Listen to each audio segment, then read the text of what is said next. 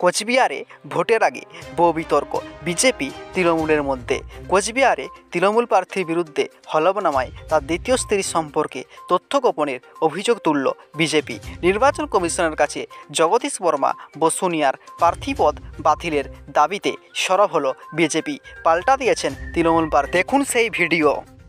জগদীশ বসুনিয়ার দুজন স্ত্রী, একজন স্ত্রী হচ্ছে সুখতারা রায় বসুনিয়া, আরেকজন স্ত্রীর নাম সঙ্গীতা রায় বসুনিয়া। এফিডেভিটে বলেছেন যে তার স্ত্রীর নাম সুখতারা রায় বসুনিয়া।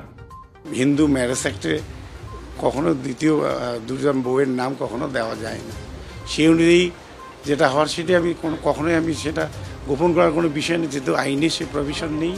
তাহলে আমি আরেকজন আছেন, তিনি তার স্ত্রী হিসাবে এফিডেভিট জমা দিয়েছেন পঞ্চায়েত সমিতি নির্বাচনে মনোনয়নপত্র জমা দেওয়ার সময়। তিনি হচ্ছেন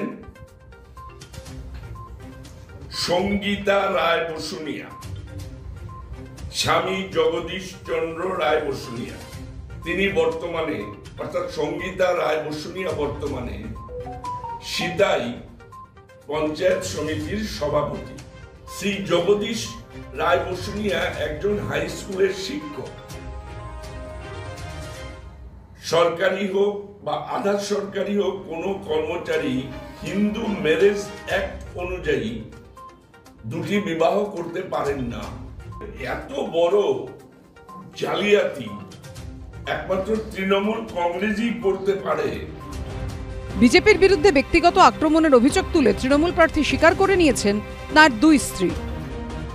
কুচবিহার জেলার লোক সবাই জানে যে সুখতারা বর্মা বসুনিয়া আমার প্রথম স্ত্রী, এবং তিনি আলাদা বাড়িতে থাকেন। দিনাটায় যে বাড়ি আমার আছে সেই বাড়িতে তিনি আলাদা থাকেন, এবং আমি যে সিতাই বাড়িতে থাকি সেখানে সঙ্গীতা রায় বসুনিয়া আমার সঙ্গে থাকেন। যেহেতু আমাদের মধ্যে ডিভোর্স হয়নি, তাই সুখতারা বর্মা বসুনিয়া আমার বৈধ স্ত্রী হিসাবে আইনত তাকে দেখাইতে হচ্ছে। আমাদের যেটা এমএলএ ইলেকশনে 21-এ ছিল সেটাই দিয়ে দিয়েছে। এখানে কোনো মিথ্যার কোনো কথা নেই। আচ্ছা, ওটা কোনো মিথ্যার কোনো কথা নেই, ওটা ওরা বলছে। আর যারা বলছে তারা অনেক মিথ্যা লুকিয়েছে সেখানে। এটা কোনো বাতিলের কোন প্রশ্ন, বাতিল হলে যারা মিথ্যা লুকিয়ে তাদেরও বাতিল হবে।